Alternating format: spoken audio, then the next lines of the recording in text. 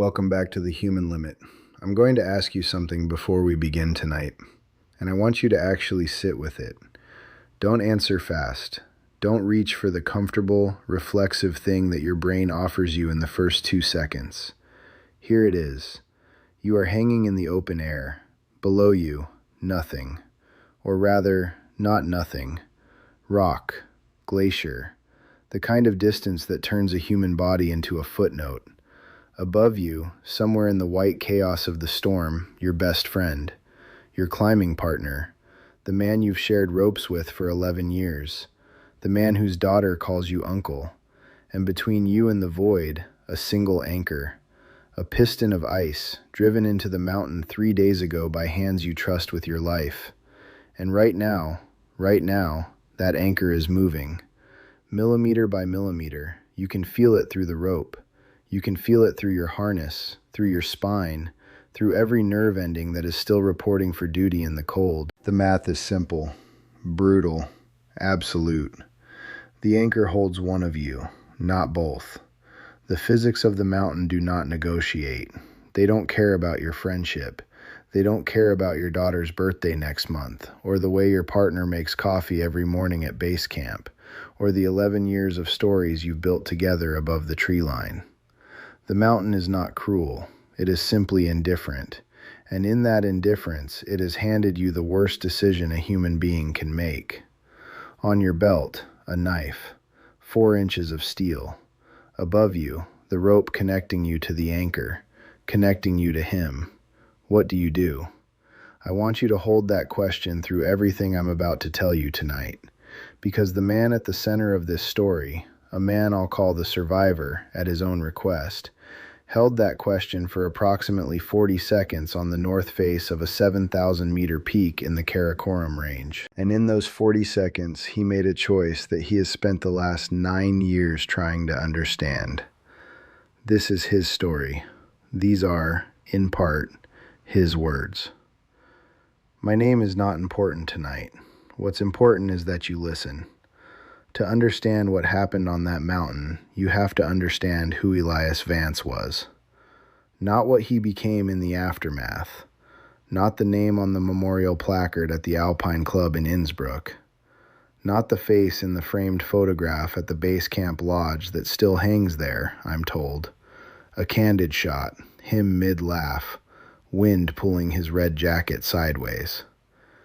You have to understand who Elias Vance was as a living, breathing system of decisions and values. Because Elias Vance was, by every account, an architect. Not professionally. Professionally, he was an orthopedic surgeon. But in the mountains, he approached every climb the way a structural engineer approaches a building. From first principles, with redundancy, with a reverence for the margin of safety. He was the man who double-checked the anchors that other climbers had already checked. He was the man who turned the team back twice in the previous 3 years, once within 400 meters of a summit they'd spent 8 days reaching, because the snow conditions whispered something to him that no instrument had measured yet. The survivor told me about a day, 3 years before the accident, when the two of them were on a training climb in the Alps. A routine ascent, and Elias spent 45 minutes at a single anchor point, testing, retesting, quietly rebuilding a piece of the system that, to any outside observer, would have looked perfectly functional. I'm going to read to you directly from what the survivor wrote to me. He sent these notes over the course of several months. Some sections are almost clinical. Some read like they were written in the middle of the night, in a state I don't have a clean word for. Elias used to say that the mountains don't kill climbers. Decisions kill climbers. He believed that with absolute conviction. He had a phrase he came back to over and over. The mountain gives you data, you supply the stupidity. He said it like a joke, but he meant it like a doctrine. Everything he did at altitude was a deliberate counter to the accumulated stupidity he believed was baked into human optimism. He thought optimism was the most dangerous thing a climber could carry. More dangerous than inadequate gear. More dangerous than bad weather. He trusted nothing. He trusted no one, including himself, including me. And somehow, impossibly, that's exactly why I trusted him with everything. That's the man we're talking about. That's the man who built the anchor system on the North Face. The man who, before they left for the summit push, sat with his partner in the tent at Camp 3 and went through every piece of protection, every carabiner, every meter of rope, with the attention of someone who knows that the mountain will eventually find the one thing you forgot to check. And there's something else you need to understand about Elias Vance, something that the survivor mentioned almost as an afterthought, but that I think is the load-bearing wall of this entire story. Elias had a code, a single, non-negotiable principle that governed every high-altitude climb he ever did. We go up together, we come down together. Not as a sentiment, as a contract, as the foundational axiom of everything he believed about what it meant to be a partner on the mountain. The survivor told me that Elias said it before every serious push, sometimes out loud, sometimes just as a gesture, a single tap on the rope between them, a reminder, a renewal of the agreement. We go up together. We come down together. They had said it at Camp 3, the morning of the summit day, in the dark, at 4 in the morning, in the brutal cold that makes your hands stupid before you've even started moving. One tap on the rope. That was 31 hours before the anchor began to move. The summit day started the way the best and worst days on high mountains always start. Beautifully. The Karakoram, at dawn, at altitude, in clear weather, is one of those sights that people use the word cathedral to describe, and mean it literally. The light at that elevation has a quality that's difficult to explain to someone who hasn't been above 6,000 meters. It's not just bright, it's dense. It carries weight. The shadows are absolute. The sky above you isn't quite the blue you know from down here. It's something darker, something that hints at the vacuum just a few kilometers further up. They reached the summit at approximately 11:40 in the morning. 11 years of partnership, reaching a peak that fewer than 60 people had ever stood on. The survivor told me they didn't say much. They embraced briefly. They took one photograph. And then Elias did something that the survivor remembers with complete precision. He looked north, studied the horizon for a long moment, and said, quietly, "We need to start down." Not, "Let's enjoy this." Not, "We made it." We need to start down. The survivor told me he looked north too and didn't understand, not fully. The sky there looked different, but the difference was subtle. A certain flatness to the light. A smearing at the edge of the visibility that could have been distance haze, or could have been something else entirely. Elias had already started moving. The storm arrived at approximately 2:15 in the afternoon, on the descent. In the mountaineering literature, Karakoram storms are described in terms that sound like they belong in a different category of natural event than what most of us understand as bad weather. These are not storms that make you wet and cold and inconvenienced. These are pressure systems that reorganize the atmosphere with a violence that has no analog in the lowlands. Visibility can collapse from clear to zero in under 4 minutes.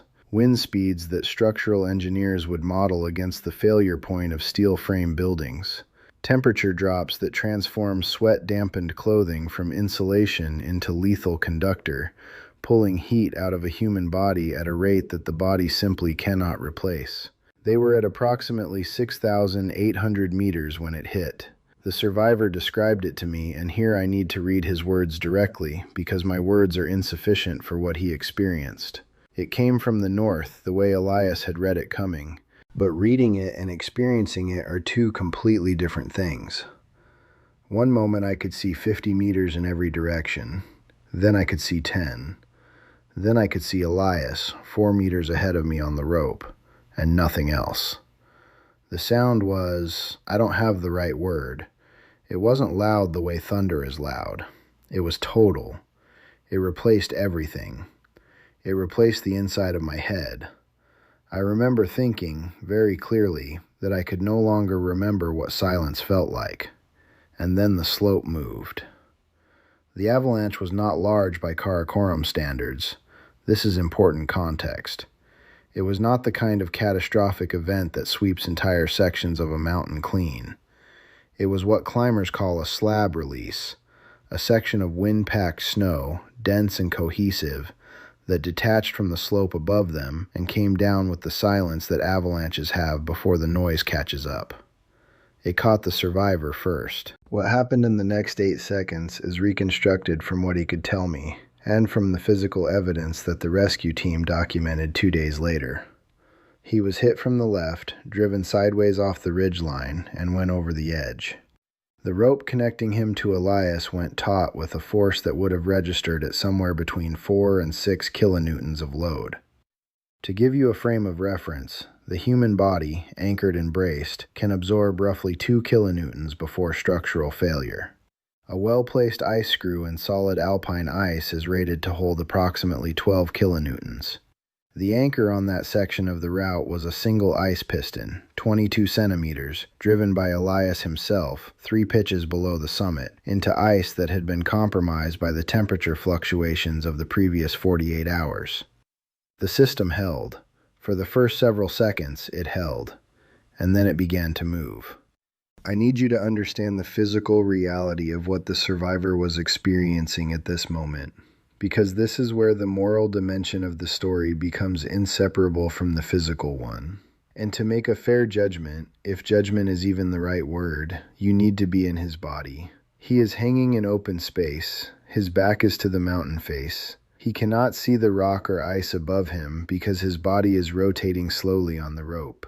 Below him, through the whiteout, he cannot see the bottom, which is not because there isn't one, but because the storm has consumed it. He is, in the most literal possible sense, suspended between 2 unknowns. His left leg has already been damaged by the initial impact. He told me later, in the clinical way that people describe injuries they processed after the fact, that he didn't understand it was broken at the time. He understood it as a kind of wrongness, a misalignment of signals between his brain and his limb, that his brain was filing away for future reference, while more urgent matters occupied the foreground. Above him, Elias. I couldn't see his face at first. The rope disappeared into the white above me, and I knew he was there because the rope was there. But for a moment, it felt like longer, but it must have been a moment, I couldn't locate him as a person. He was just tension, just the thing that was keeping me from falling. And then the storm shifted for a second, just a second, and I saw him. He was pressed flat against the ice face, both hands on the rope, and he was looking down at me. Not at the anchor, at me. And I understood something in that look that I have never been able to fully put into language. He knew. He had already done the calculation. He knew what the anchor was doing. He knew what the physics said. And he was looking at me the way, I don't know how to say this without it sounding wrong, the way you look at someone when you are trying to memorize them. The anchor was moving. The survivor could feel it through the rope, not hear it, feel it. The mountain transmitting its verdict through 30 meters of kern mantle and his own harness and his own skeleton. A vibration, rhythmic almost. Each cycle of loading and release pulling the piston another fraction of a millimeter out of the ice. He did the calculation. He has told me that he is not proud of how fast he did it. He wanted, he said, to be the kind of person for whom that calculation took longer, for whom the hesitation lasted minutes, not seconds. He wanted to be the kind of person who fought the math. But the math was simple. He is a practical man. He had been at altitude for 9 days. He was oxygen deprived, hypothermic, in pain, and suspended in the open air. And the math was simple. If both of them stayed on the rope, the anchor would fail. Both of them would fall into the abyss, which at this point on the north face was a drop of approximately 800 meters onto a mixed rock and glacier field. There would be no bodies recovered. There would be no question about survival. If one of them came off the rope, the load on the anchor dropped by half. The anchor, possibly, would hold. The man still attached would have a chance. The survivor was below the anchor. If someone came off the rope, it had to be him. On his belt, a knife. A fixed-blade Petzl, carried for cutting snarled ropes during crevasse rescue. The exact emergency this knife was designed for, and simultaneously an entirely different emergency than anyone had in mind when they designed it. He looked up at Elias. Elias looked down at him. Here is what the survivor wrote about those final seconds before he made his decision. I want to read this carefully because it is the most precise description of what it means to be at the absolute boundary of what a human being can endure and still choose. I think he knew what I was going to do before I knew. I think he recognized the thing that I was calculating because he was calculating it too, and we had climbed together long enough that we were doing the same math in the same sequence. He started shaking his head, not frantically, slowly, like he was disagreeing with something I'd said in a conversation we'd had 100 times before, the kind of disagreement that isn't really a disagreement, just a difference in how you weight the variables. He said something. I couldn't hear it over the wind. I've spent 9 years trying to lip read those 2 seconds of footage that lives only in my memory. I think he said my name. I think he said it the way you say someone's name when you want the word itself to be a complete sentence. When you want the name to mean, I see you, I'm here, don't, I cut the rope. The fall was approximately 20 meters. He landed on a snow ramp, a feature that shouldn't have been there, that appeared on no map of the route, that the storm itself may have sculpted in the hours before their descent. He landed badly, both legs as it turned out, the right tibia and fibula, the left femur. He tumbled another 12 meters down the ramp before he stopped. He was conscious. He would remain conscious, intermittently, for the next 19 hours. The rescue arrived 31 hours after the survivor came to rest on that snow ramp. A Pakistani military helicopter, flying at the absolute ceiling of its operational capacity, lowered a medic on a cable into a storm that had partially cleared by then. The medic found the survivor by following the fluorescent orange of his jacket through binoculars. They did not find Elias Vance. His body was recovered 7 weeks later, during the post-monsoon season, by a Pakistani mountaineering team descending a neighboring route. He was at the base of the north face, partially preserved by the cold. The anchor, when investigators examined it later, had pulled free of the ice entirely. Their reconstruction of the event suggested that it had failed approximately 40 seconds after the rope was cut, possibly less. 40 seconds. The survivor spent 11 weeks in a hospital in Islamabad, then 6 months of reconstruction surgery and rehabilitation in Zurich. He did not speak publicly about what happened on the mountain. He gave no interviews. He refused all contact from the mountaineering press. He sent one letter to Elias's family, a letter whose contents he has not shared with me, and which I have not asked him to share. He told me that the hardest part of the recovery was not the physical pain, was not the surgeries, was not the months of learning to walk again with titanium rods in both legs. The hardest part, he said, was the moment each morning when he woke up and had to remember what he had done, before consciousness fully assembled itself. In that window between sleep and full wakefulness, when you exist without context, without the weight of narrative. He said those 3 or 4 seconds every morning were the only peace he had for the first 2 years. And then the context would arrive, and he would be, again, the man who cut the rope. We met in person exactly once, a cafe in Geneva 9 months ago. He had reached out to me through a mutual contact in the Alpine community. He had read some of my work. He wanted, and this is the word he used precisely, he wanted to deposit the story somewhere. He said it the way you'd talk about an object that was too heavy to keep carrying, but that you couldn't simply abandon. He needed to put it somewhere that would hold it properly. I don't know if I'm that place. I'm trying to be. He is not a damaged man in the visible sense. He is functional, employed, connected to people. He has what looks, from the outside, like a life. He told me he still climbs, not at altitude, but in the Alps, on routes that he describes as manageable. He said he goes partly for the same reasons everyone goes, and partly because he wants to keep understanding the thing he was part of on that mountain. He wants to stay in relationship with it. He said avoiding it would be a different kind of betrayal. He also told me something at the end of our conversation that I've thought about every day since.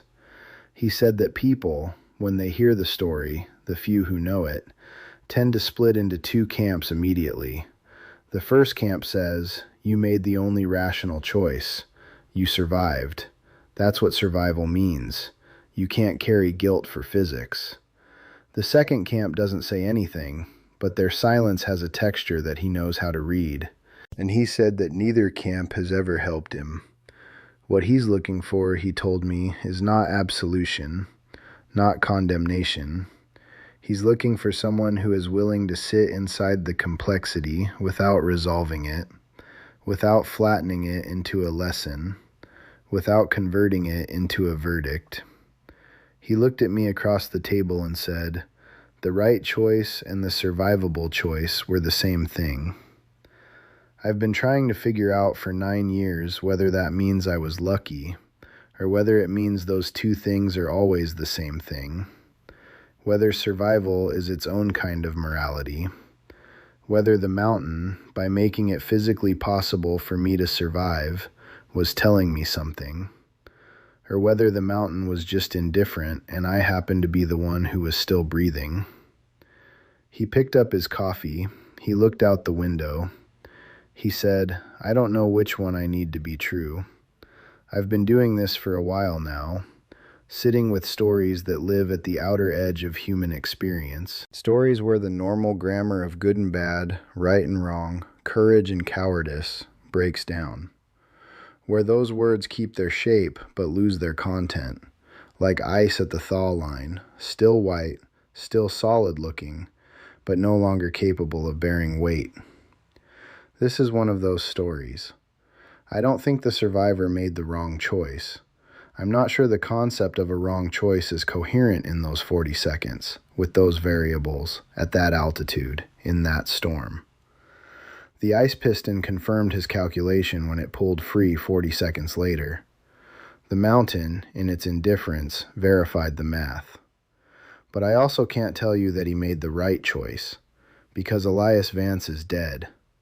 And Elias Vance was the man who built the anchor, who double-checked every system, who turned the team back twice in 3 years because he trusted his own assessment of the mountain more than he trusted the summit, who had a code, we go up together, we come down together, and who died, I think, still believing in it, still shaking his head, still saying a name into the wind. I've thought a lot about what he was saying in those last seconds. The thing the survivor has spent 9 years lip-reading in his memory. I think it might not matter what the words were. I think the words might have been a container for something that words can't actually hold. The thing that exists between two people who have trusted each other with their lives for 11 years, who have been, in the most literal sense, connected to each other in places where connection is the only thing standing between existence and the void. What do you say in that moment? What does language do there? Maybe nothing. Maybe Elias had already understood that this was where language ended. Maybe shaking his head wasn't a protest against the decision.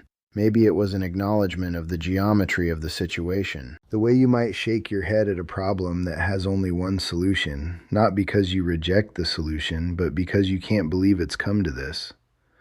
Or maybe it was exactly what it looked like, a man telling his partner, "Don't. There has to be another way. There is always another way. We go down together." Here's what I keep returning to. The survivor survived.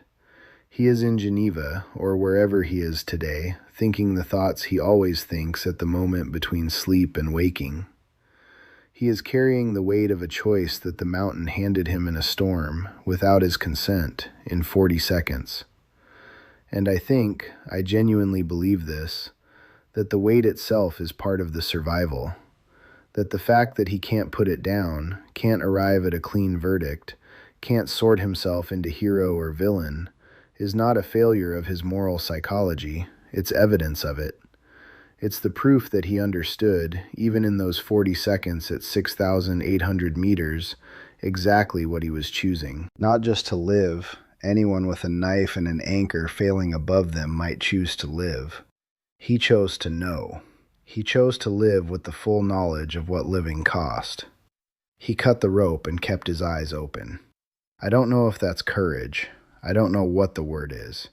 Maybe the human limit is exactly this, the place where our categories stop working, where the story refuses to close, where the person who survives isn't the hero and isn't the villain. They're just the witness. the one left to carry the account, the one who has to wake up every morning and choose, again, to keep existing inside the complexity. That's what the survivor does, every day. That's the human limit. Thank you for listening.